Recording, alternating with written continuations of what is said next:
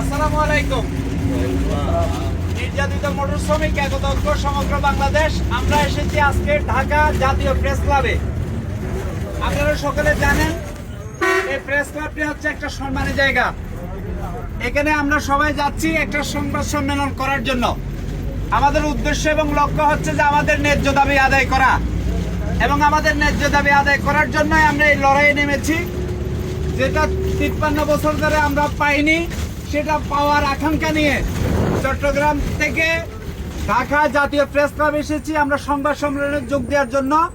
কেন্দ্রীয় কমিটির নির্দেশনা অনুযায়ী এখানে যেহেতু এটা একটা সম্মানী জায়গা, দেশের সর্বোচ্চ পর্যায়ের রাজনীতি থেকে শুরু করে সকল ধরনের দাবি আদায় করার জন্য যেখানে সম্মেলন করা হয় সেটা হচ্ছে ঢাকা প্রেস ক্লাব। আমরা ওই জায়গায় কোন ধরনের উচ্ছৃঙ্খল পরিস্থিতি সৃষ্টি করব না। আপনাদের মনে যত ব্যথা থাকবে, যত ধরনের কোনো কিছু থাকবে, সেটা আমরা ঢাকায় করব না।